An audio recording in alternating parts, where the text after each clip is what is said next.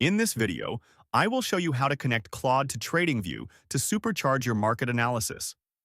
Many traders want to combine the coding power of Anthropic with real-time charts, so let us jump right in. The first step involves getting your TradingView strategy or study ready.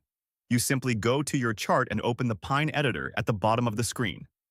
Now, copy the entire script you want to improve or debug.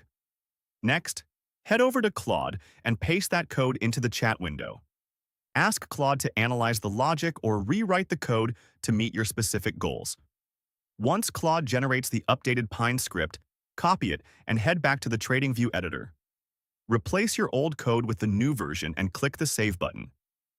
This allows you to leverage advanced AI for complex mathematical models without manual coding errors. By following these easy steps, you can bridge the gap between creative AI and technical financial data within minutes.